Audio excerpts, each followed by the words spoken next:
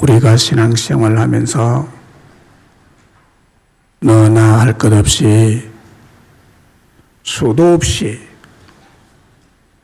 갈등하고 침체를 경험하면서 가고 있습니다. 그리고 수도 없이 지도자와 동력자, 가족과 이웃끼리 다투고 하나님을 불신하고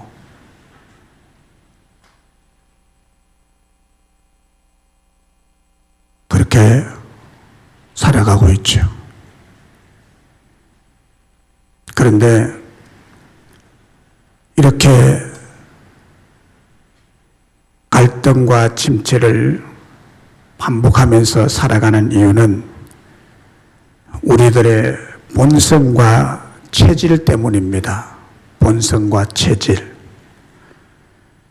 우리들이 하나님을 믿는다고 하지만은 우리들의 근본 옛 본성과 죄악된 체질이 금방 변화받고 바뀌는 것이 아니기 때문에 다투고 싸우고 의심하고 불신하고 원망하고 갈등을 계속하여 갑니다.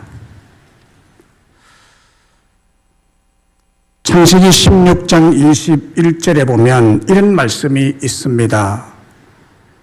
창세기 16장 12절에 그가 사람 중에 들나귀 같이 되리니 그의 손이 모든 사람을 치겠고 모든 사람의 손이 그를 칠지며 그가 모든 형제와 대항해서 살리라 하니라 라는 말씀이 있어요. 누구에게 하신 말씀이냐 하면은 애굽 여인 하갈을 통해서 아브라함이 낳은 육신의 아들 이스마엘에게 한 말씀입니다. 육신의 아들이란 뜻은 하나님의 약속이 주어지지 않은 아들, 하나님의 언약과 상관이 없는 언약에서 제외된 아들이라는 뜻입니다. 육신의 아들 이스마엘의 기질을 한마디로 언급하고 있는데 그 기질이 들나귀 같다는 것입니다. 들나귀 같은 기질을 가졌다는 것입니다. 그러면 들나귀의 특징이 무엇이냐는 거예요. 하갈의 아들 이스마엘에게 아브라함이 하나님으로부터 약속을 받았죠. 네 몸에서 태어날 네 씨가 너의 아들이 될 것이라고, 분명히 네가 너에게 아들이 있을 것이라고, 너를 통해서 많은 민족이 번성이 될 것이라고 약속을 했는데 이 약속의 말씀을 의심하고 믿지 않고 여종을 얻어서 아들을 낳은 거죠. 그러니까 언약에서 제외된 아들이 이스마엘은 그 이스마엘의 성격이나 본성이나 기질이 들나귀 같다는 거예요. 들나귀의 특징은 야생종의 강한 기질을 뜻하는 거예요. 어느 누구도 길들일 수 없을 정도로 강한 야생 불순종의 기질과 본성을 가졌다는 뜻입니다. 들나귀를 잡아서 길들이려고 하면 길길이 날뛰다가 언젠가는 사람을 치고 도망칩니다. 호세아서 8장 9절에 그들이 홀로 떨어진 들나귀처럼 아수르로 갔고 에브라임이 값주고 사랑하는 자들을 얻었도다라는 말씀이 있는데 호세아 선지자가 이스라엘 백성들에 대해서 들나귀 같다라고 한 말씀이죠. 하나님 보시기에 이스라엘 백성들은 들나귀 같아서 아무리 알아듣게 말하고 사랑을 베풀어 주어도 도저히 길들일 수 없는 존재들이라는 뜻으로서 들나귀 같다라고 한 것입니다. 사람들 중에는 유단히 야수성이 강한 사람이 있어요. 교인 중에도 이 들나귀 같은 사람들이 들어와서 막 날뜁니다. 이런 사람들은 어떤 틀에 얽매이는 것을 죽기보다도 싫어합니다. 야생종이 자기 마음대로 다니다가 틀에 가두면 스스로 답답해서 미쳐버립니다. 이렇게 야성이 강한 사람이 간혹 있는데 이런 사람의 또 다른 특징 중에 하나가 다른 사람을 잘 믿지를 않습니다. 율법적인 완벽을 지향하기 때문에 다른 사람을 믿기 어렵습니다. 그래서 교회에서 서로 잘 지내다가도 한순간 의심이 들면 그때부터 관계가 나빠지기 시작합니다. 우리 가정의 애들도 들나귀 같은 기질과 본성이 있는데 이들을 키우면서 여러분 경험하잖아요. 너무너무 길들이기 힘들죠. 자, 하나님께서 우리에게 원하시는 것이 무엇일까요? 우리 하나님은 말씀을 듣고 강요하지 않아도 자발적으로 스스로 하나님의 뜻을 찾고 하나님 마음을 알아서 복종하는 자세입니다. 그러니까 하나님 원하시는 거예요. 왜냐하면 우리에게 무한한 행복과 무한한 생명의 약속을 은혜로 주신 분이시기 때문입니다. 그러니까 원하는 거죠, 그렇게. 그런데도 들나귀 같은 인간들이 원하는 것이 무엇입니까? 자기 스스로가 절대자가 되려고 하는 것입니다. 그리고 끊임없이 자신의 목적을 추구하며 전능자처럼 살아가기를 즐기는 존재입니다. 그래서 거의 대부분의 사람들은 자신이 완전해지기를 바랄 뿐만 아니라 다른 사람들도 자기처럼 완전해지기를 바라기 때문에 다른 사람들을 믿지 못하는 것입니다. 이런 사람들은 대개 율법주의자들이고 바리새인들처럼 그 삶의 방식은 사람을 속이는 외식적인 생활을 합니다. 부모 자기는 못하면서 자식들에게 완전을 요구하게 되고 이런 부모 밑에서 교육받고 자란 아이들은 굉장히 파괴적이고 강팍하고 산만한 성격을 띠게 됩니다. 이런 속성을 가진 자들을 들나귀라고 표현하고 있습니다. 이런 기질은 정도의 차이는 있어도 모든 사람의 본성 속에 타고난 기질 속에 다 가지고 있어요. 저나 여러분들은 이 들나귀 기질이 있어요. 얼마나 변하지 않는지. 성경에서 끊임없이 강조하는 하나님의 말씀이 무엇입니까? 자연 상태의 인간은 우리 모두를 포함해서 하나도 예외 없이 들나귀 같다는 것입니다. 그런데 사람이 변할 수 있는 유일한 가능성이 있습니다.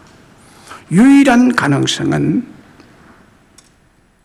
우리에게 주어진 하나님의 말씀을 꼭꼭 씹어서 주야로 묵상하고 완전히 소화하고 받아들였을 때 이 말씀이 우리의 세포 속에, 여러분들의 세포 속에, 여러분들의 혈관 속에, 여러분의 인격 속에, 여러분의 머리 속에, 여러분의 심령 속에 각인이 되고 아멘으로 인정이 될 때에 비로소 조금씩 점차적으로 변하여 갈 수가 있는 줄로 믿습니다.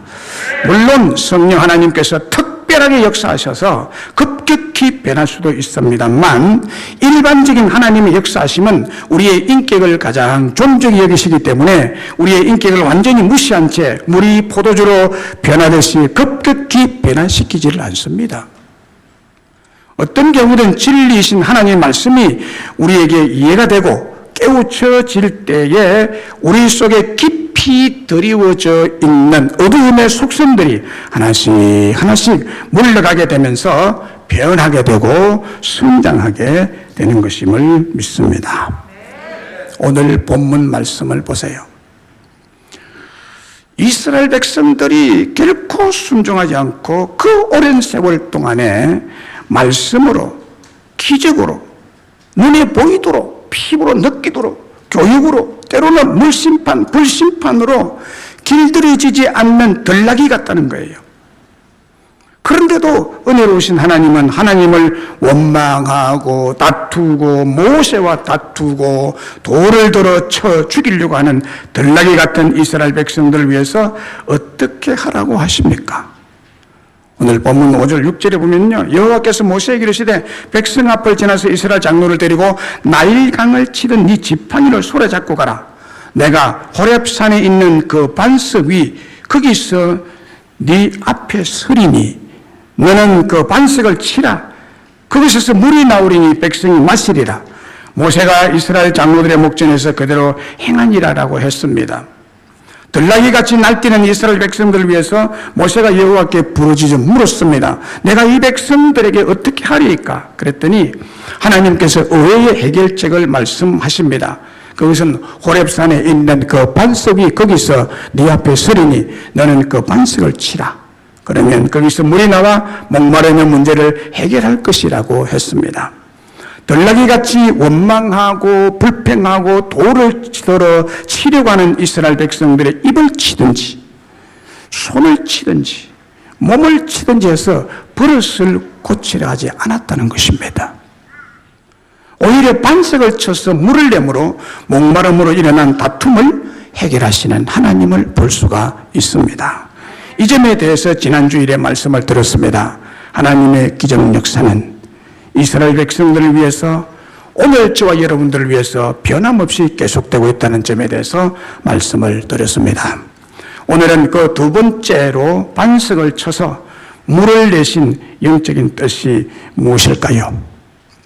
하나님은 예수님의 피로 구원 역사를 완성하셨다는 뜻입니다. 6절에 내가 호렙산에 있는 그 반석이 거기서 네 앞에 서리니 너는 그 반석을 치라. 그것에서 물이 나오리니 백성이 마시리라. 모세가 이스라엘 장로들의 목전에서 그대로 행하니라고 했습니다.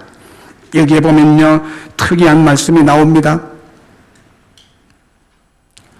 그 반석 위 거기서 네 앞에 서리라고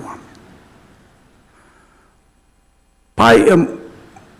지팡이로 칠 바위 위에 하나님이 서셨다는 거예요. 바위 위에 서셨다는 거예요. 반석 위에 섰습니다. 하나님이 섰습니다. 여호와 하나님이 섰습니다. 반석 위에. 여기 여호와 하나님께서 서신 반석은 곧 예수 그리스도를 의미한다고 합니다.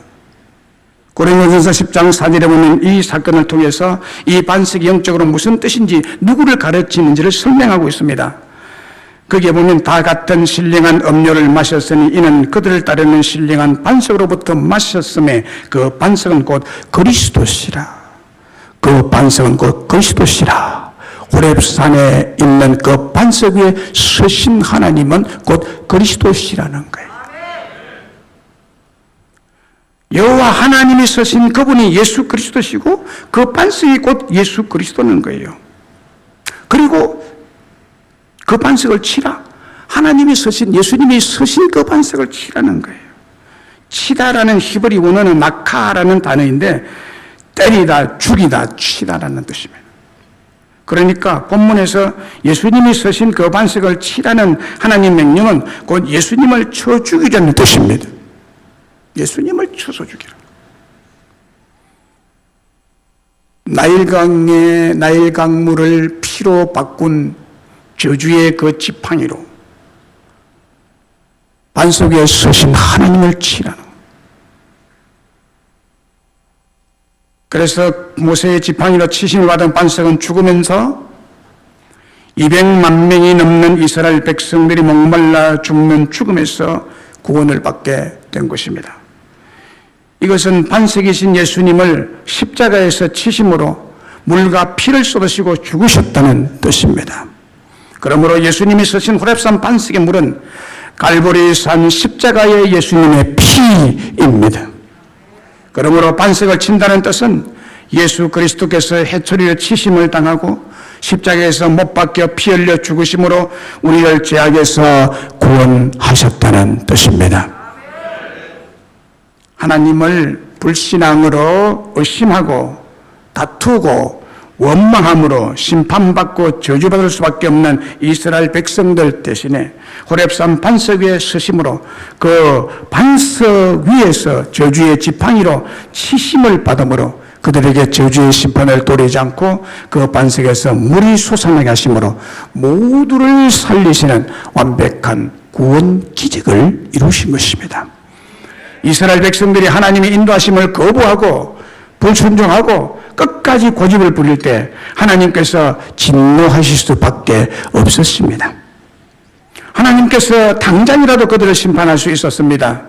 그러나 하나님은 그들을 저주하는 대신 오히려 그들을 구원하는 놀라운 비밀스러운 구원을 준비해 두신 것입니다. 그것은 예수 그리스도께서 반석으로서 십자가의 저주를 받으심으로 그로부터 피를 쏟아주심으로 우리를 살리신 것과 꼭 같은 사건입니다.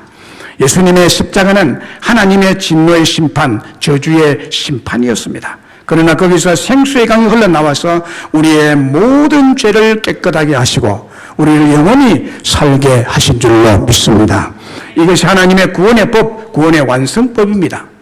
하나님께서 불순종하고 들나귀같이 고집스럽게 고쳐지지 않는 죄인들의 죄를 죄인들에게 돌리지 않으시고 그것을 반석이신 예수 그리스도에게 전가시키심으로써 들나귀 같은 우리를 살리신 줄로 믿습니다.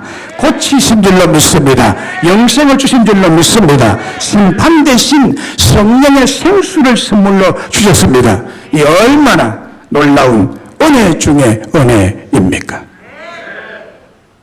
주님께서 고난받으신 사순절에 이 진리를 깊이 생각하고 묵상할 때 우리의 신앙은 엄청나게 부유해지고 행복해지고 은혜로 충만하게 될 줄로 믿습니다. 요한복음 19장 30절에 예수께서 신포도주를 받으신 후에 이르시되 다 이루었다 하시고 머리를 숙이니 영원히 떠나가시니라 라고 했습니다. 우리 구원의 반석이신 예수님은 갈보리산 십자가 위에서 마지막으로 숨을 굳으시면서 하신 말씀입니다. 다 이루었다고 하셨습니다. 다 이루었다라는 헬라 원어는 텔레오라는 단어인데 다 완성하다, 다 성취하다라는 뜻입니다. 그러므로 다 이루었다라는 말씀은 모든 역사를 완성하셨다, 모든 역사를 성취하셨다는 말씀입니다. 하나님은 반석이신 예수 그리스도의 피로 모든 역사를 완성하시고 성취하시고 다 이루셨다고 말씀하신 것입니다. 하나님은 예수 그리스도의 피로 제 영세의 역사를 다 이루신 줄로 믿습니다. 하나님은 예수 그리스도의 피로 구원의 역사를 다 이루셨습니다. 하나님은 예수 그리스도의 피로 하나님의 약속의 말씀을 다 이루셨습니다. 하나님은 예수 그리스도의 피로 우리 인생의 모든 역사를 다 이루신 분이십니다. 우리 힘으로는 불가능한 모든 것, 우리가 해결할 수 없는 그 모든 것을 하나님의 역사로 십자가의 죄사함의 피 흘리심으로 구원 기적을 다 완성하셨다는 거예요. 이 다 이루었다는 말씀이 그런 뜻입니다. 그리고 한 가지 예를 든다면 다 이루셨다는 것은 아주 멋진 섬, 구원의 섬, 행복의 섬으로 갈 수 있도록 물이 흐르는 강 위에 다리를 놓았다. 다리 놓는 일을 다 완성했다, 이루었다는 것입니다.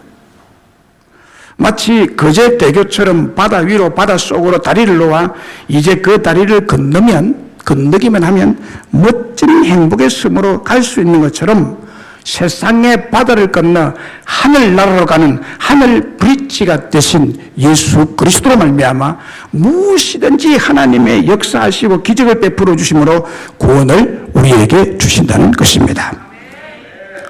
로마서 5장 9절로 19절에 보면 이 피의 구원 예수 그리스도의 한 사람의 십자가의 사건으로 우리에게 완전한 구원이 이루어졌다는 것을 말씀하죠.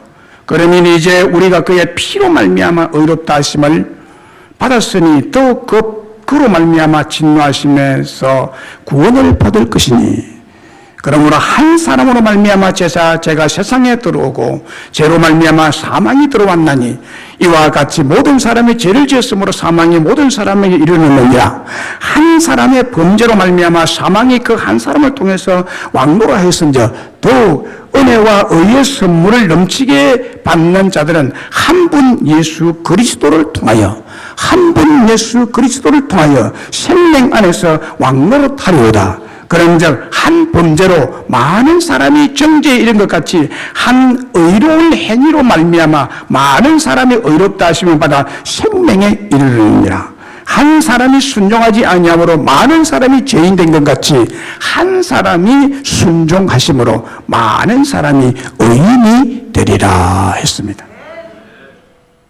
호렙산 반석 대신 그 한 사람, 예수님의 피 흘리심으로 들나귀같이 불순종하던 우리를 값없이 은혜와 의의 선물을 넘치게 주시고 생명 안에서 왕노릇하게 되도록 다 이루시고 완성해 주셨다는 것입니다. 근대 최고의 설교자로 불리는 찰스 스펄전 목사님은 반석이신 예수 그리스도의 십자가에서 마지막 하신 말씀을 이렇게 설명했습니다. 다 이루었다는 이 말씀에서 이런 해석을 했습니다. 하나님은 독생자 예수 그리스도를 내주는 엄청난 값을 지불하시고 우리에게 자유를 주셨다. 십자가에서 다 이루셨다. 약속의 예언을 성취하시고 죽음과 죄의 권세를 깨뜨려 이기셨다라고 했습니다. 하나님은 독생자 예수 그리스도를 십자가에 내주시는 엄청난 값을 지불하시고 그 모든 억압으로부터 우리를 위해서 자유를 이루시고 또 언약의 약속을 이루시고 죄와 죽음의 권세를 깨뜨려 승리를 이루셨다는 뜻입니다. 다시 말하면 하나님은 한 분 예수님의 피로 말미암아 모든 역사를 이루셨다는 거예요. 오늘 우리에게도 하나님의 모든 역사가 그래서 일어나게 되는 것입니다. 우리에게 재용서의 역사가 일어나게 되고 구원의 역사가 일어나게 되고 불가능이 가능하게 되는 역사가 일어나게 되고 우리 앞에 있는 인생의 모든 문제가 열리고 성취가 되고 완성되는 역사가 우리에게도 오게 된다는 것입니다. 우리 인생의 모든 것이 해결되는 역사가 여러분 앞에 일어나게 될 줄로 믿습니다.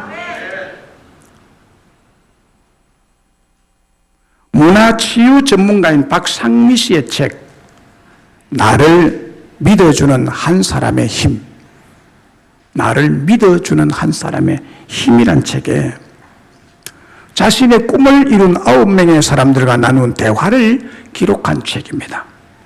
그 중에 특별히 탤런트 김혜자 씨, 박동규 씨, 신경림 씨, 인순이 씨 등 크게 성공한 사람들을 소개해주고 있습니다. 특별히 국민 가수 인순이 씨는 어린 시절 호네라라는 이유로 왕따를 당하는 외로움과 아픔을 당한 사람입니다. 그렇지만 그는 그런 역경을 극복하고 국민 가수로 성공한 경우를 소개해주고 있습니다. 그는 가수로서만 성공한 것이 아니라 자신과 동일한 입장에 처한 아이들을 위해서 대안학교를 설립해서 어린 아이들에게 꿈과 용기를 불러일으키는 일을 하고 있다는 것입니다. 여기에 소개되고 있는 9명의 성공한 사람들이 고백하는 한 가지 공통점을 이 책에서 밝히고 있습니다. 그 한 가지 공통점은 자신을 끝까지 믿어주는 한 사람이 있었기 때문이다 라고 했습니다. 자신을 끝까지 믿어주는 한 사람이 있어서 성공했다는 거예요. 그런 불행한 삶 속에서 누군가를 적극적으로 믿어주고 지지해주는 것은 말만큼이나 쉽지 않은 일입니다. 때론 비난과 경멸과 공격을 당하기도 하는 여러 난관들을 묵묵히 참고 이겨내고 믿어주는 한 사람이 있기에 그 분야에서 최고가 되고 성공할 수 있게 된다는 것입니다. 우리에게 이 한 사람이 누굴까요? 예수 그리스도이십니다. 그 예수님을 잘 믿는 사람은요, 성공하게 돼 있어요. 성공하게 돼 있어요. 그저씨 장롱면에 가면 갑자기 떠오른 관광 명소가 있습니다. 장롱면 복항마을 바다 해안가에 매미성이라는 곳이 있는데 저도 두 분의 목사님들과 동행해서 가본 곳입니다. 몇 년 전부터 이 매미성을 보기 위해서 많은 사람들이 몰려들기 시작했습니다. 2003년 특급 태풍 매미호의 태풍이 불어닥치므로 경작지를 잃은 농부 백순삼 씨가 수십 년 동안 혼자의 힘으로 쌓은 성인데 그 태풍의 이름이 매미였기에 매미성이라고 이름을 붙였다고 합니다. 이제 다시는 태풍과 같은 자연재해로부터 농지를 지키고 농작물을 보호하기 위해서 오랜 시간 홀로 쌓아 올린 크고 견고하고 아름다운 성벽입니다. 바닷가의 반석 같은 돌을 네모 반듯이 깨고 다듬고 시멘트로 섞어 땀 흘리며 쌓아 올린 방파제 성이 이제는 유럽의 중세 성곽을 생각나게 하고 이 성을 쌓은 농부의 노력과 정성과 기술에 감탄하며 마치 유럽의 어느 바닷가 성곽에 온 느낌을 받도록 합니다.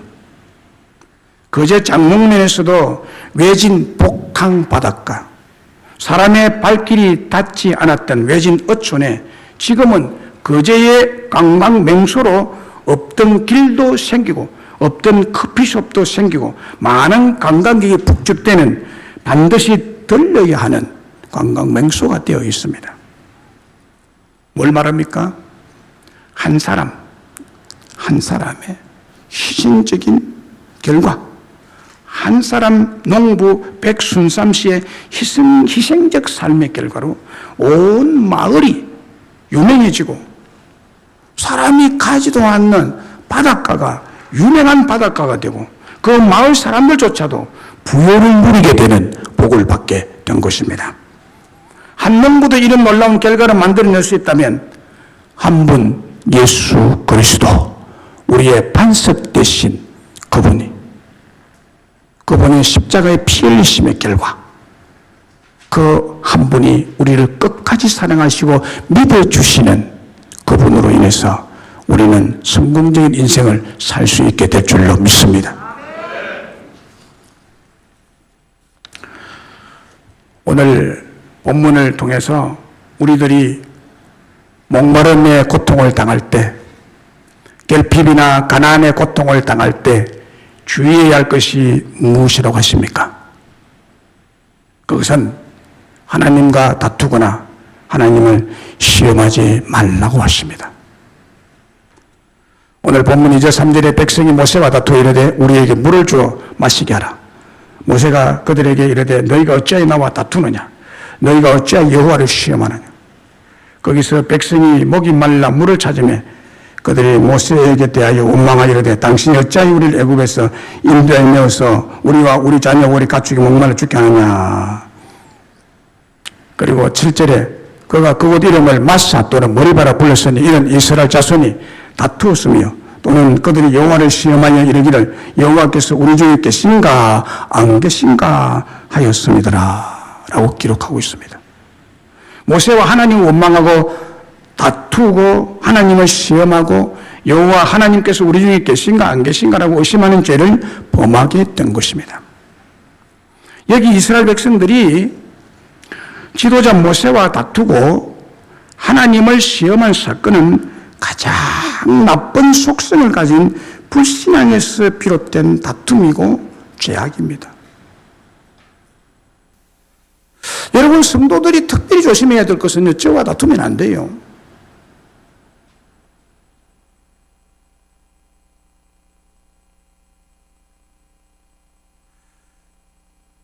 모세와 다투는 것은 하나님과 다투는 거예요. 지도자를 원망하고 지도자의 뭔가를 행동이나 삶에 대해서 투덜거리는, 원망한다는 건 투덜거린다는 말이거든요. 투덜투덜하고 뒤에서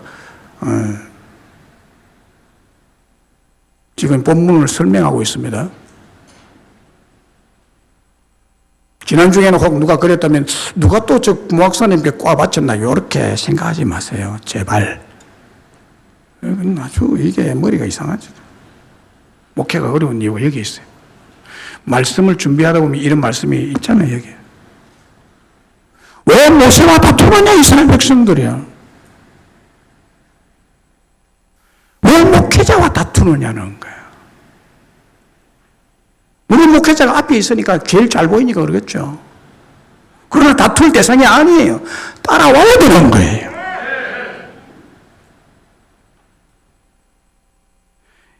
모세와의 다툼은 불신앙에서 비롯된 다툼이기 때문에 이것은 이해관계의 충돌에서 일어난 다툼이 아니라 하나님께 대한 불신앙, 불순종의 싸움입니다.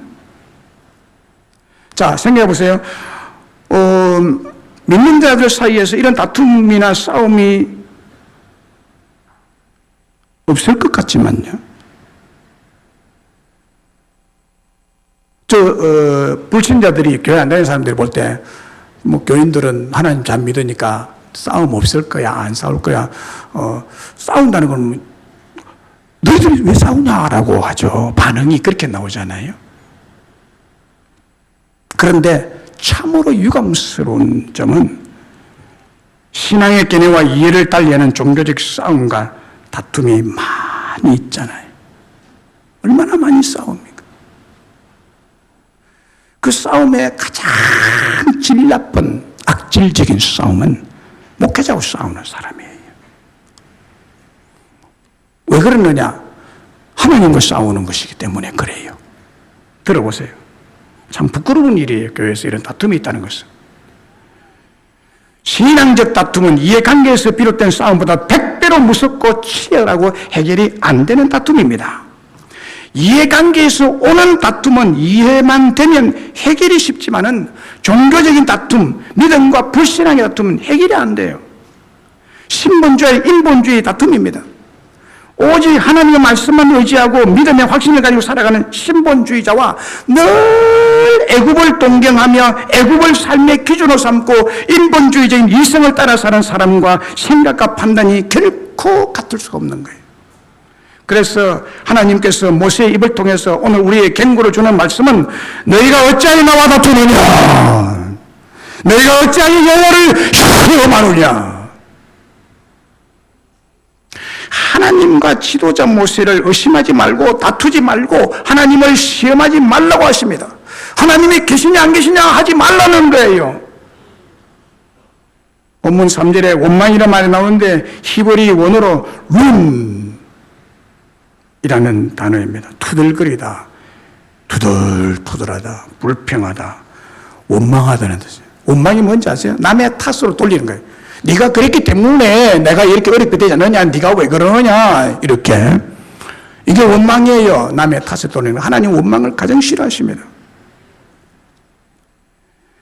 이스라엘 백성들은 주로 지도자 모세를 향해서 투덜거리고 원망하고 모세에게 불평을 쏟아놓았는데 결국 그 불평과 원망과 다툼은 모세를 세우신, 모세를 지도자로 있게 하신, 임명하신 하나님에게로 언제나 향하게 되어 있었던 것입니다. 오늘날도 마찬가지입니다. 물론 그 불평은 이유가 전혀 없는 것은 아니었습니다.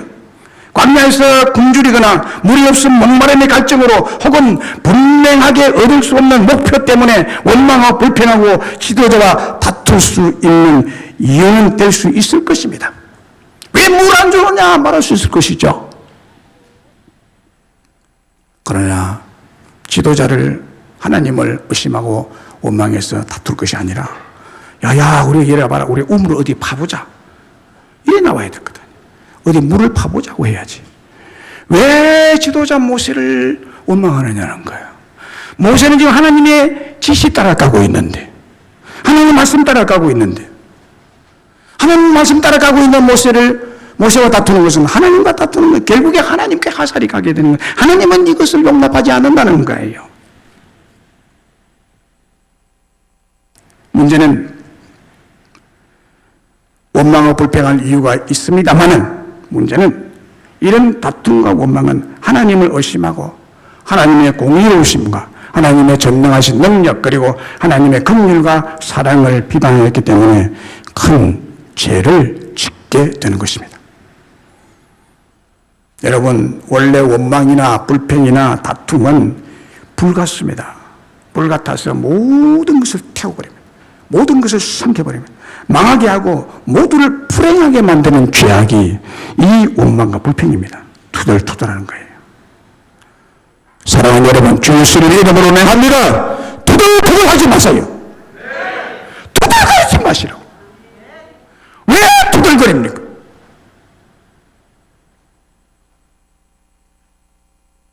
결국 이것은 사람들을 지옥으로 끌고 가는 힘이 원망과 불평이, 원망이 침투하면 그 사람의 마음과 인격, 언어와 삶이 마귀처럼 뒤틀리게 되는 것입니다. 그래서 마귀의 앞잡이가 되는 무서움이 있기 때문에 하나님과 다투거나 하나님을 시험하지 말라. 오늘 말씀에 그러고 원망하지 말고 하나님을 시험하지 말라. 하나님 시험하는 것은 의심이 되기 때문에 그렇군요. 이 의심이 참 좋지 않은 거예요. 민수기 17장 5절과 10절에 내가 택한 자의 지팡이에는 싹이 나리니 이것으로 이스라엘 자손이 너희에게 대하여 원망하는 말을 내 앞에서 그치게 하리라. 여호와께서 또 모세에게 이르시되 아론의 지팡이는 정극계 앞으로 도로 가져다가 거기 간직하여 반역한 자에 대한 표징이 되게 하여 그들로 내게 대한 원망을 그치고 죽지 않게 할지니라. 하나님 원망 그치기를 원합니다. 원망하지 말라고. 원망하지 말라고. 야고보서 5장 9절에도 형제들아 서로 원망하지 말라. 그리하여 심판을 면하리라. 보라, 심판주가 문 밖에 서 계시니라. 고린도전서 10장 4절 이하에 보면은 다 같은 신령한 음료를 마셨으니 이는 그들을 따르는 신령한 반석으로 또 마셨음에 그 반석은 곧 그리스도시라. 그들 가운데 어떤 사람들이 주를 시험하다가 뱀에게 멸망하여난 우리는 그들과 같이 시험하지 말자. 그들 가운데서 어떤 사람이 원망하다가 멸망시키는 자에 멸망하여나니 너희는 그들과 같이 원망하지 말라. 그들에게 일어난 이런 일은 본보기가 되고 또한 말세를 만나 우리를 깨우치기 위하여 기록되었느니라. 그런즉 선줄로 생각한 자는 넘어질까 조심하라. 우리들은 주님을 의심하여 다투거나 주님을 시험해서는 안 될 은혜로 구원받고 거룩한 하나님의 백성들이 된 자들입니다. 할렐루야. 반석에서 은혜의 기적으로 구원받은 백성이 되었다는 자기 정체성을 분명히 알고 신앙생활 하셔야 됩니다. 미운 오리새끼라는 안데르센의 동화가 있습니다. 그 오리새끼는 너무 믿게 생겼습니다. 오리와 다르게 생겼습니다. 그래서 오리새끼에서 너무나 믿고 따돌림을 받는 오리새끼. 얼굴 모양부터 몸체, 날개, 발의 발키, 걷는 모양이 다른 오리와 완전히 다르게 생겼습니다. 그래서 다른 오리들은 생김새가 다른 그 오리 새끼를 따돌리고 친구가 되어주지도 않고 상대도 하지 않았습니다. 미운 오리 새끼는 그런 자기 자신을 너무 미웠습니다.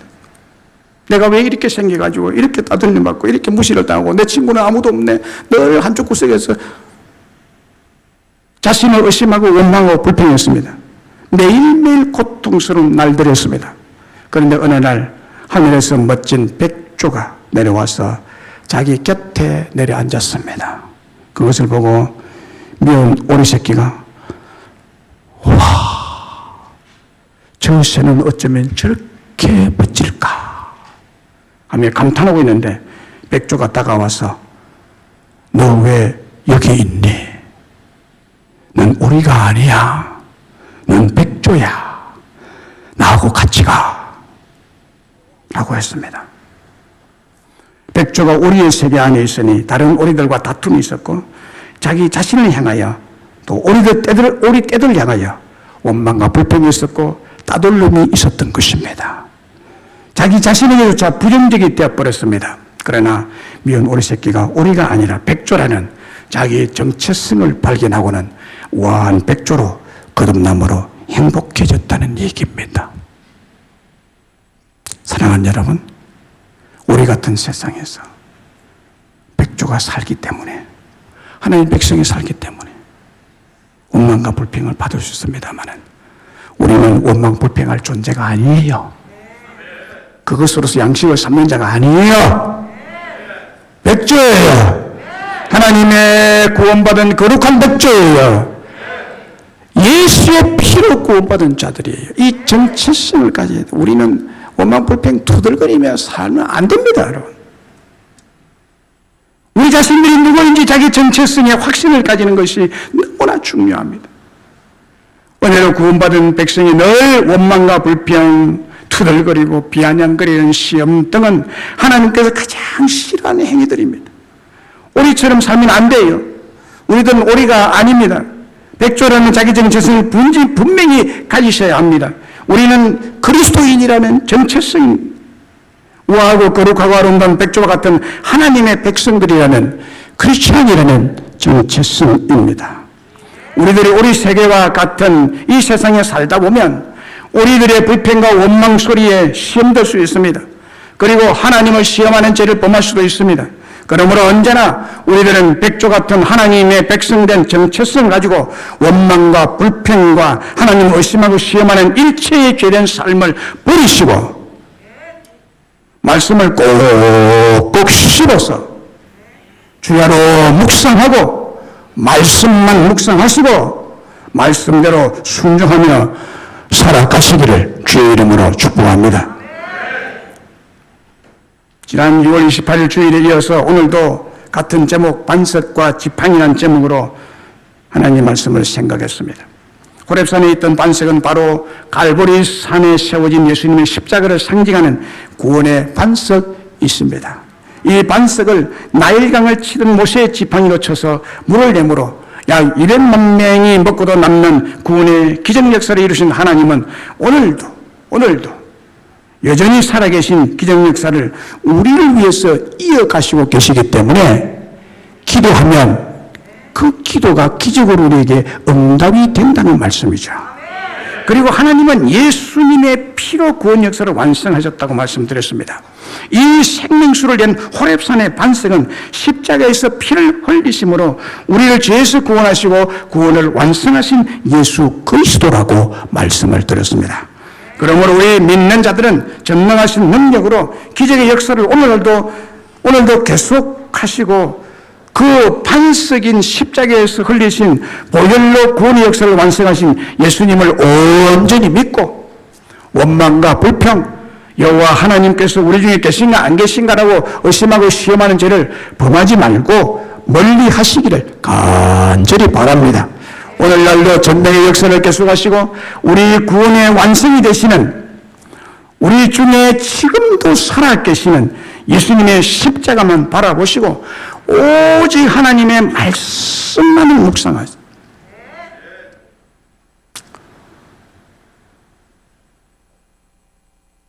그 누구에게 좋지 않은 말들은 그거 씹어가지고요 계속 깨시고 그걸 버리시라고요. 그거를 여러분 생각해 보세요. 안 좋은 사건만 생각하거든. 하나님의 그 시간에 하나님의 말씀을 생각하시라고 해요. 그런 것 대신에 그 어떤 나쁜 생각이 기분 나쁜 생각이 탁 들어오면요 사탄아 물러가라 하고 여호와는 나의 목자시 너에게 부족함이 없으리로다. 여호와의 말씀을 주야로 묵상하는 자는 복 있는 사람이다. 이런 말씀들 오늘 들은 미스터리교 말씀들을 생각하시라고. 그래서 예수님의 십자가만 바라보시고 오직 하나님의 말씀을 순종함으로 들나귀 같은 자가 능력의 하나님을 체험하는 축복을 받아 누리시기를 주님의 이름으로 축원합니다.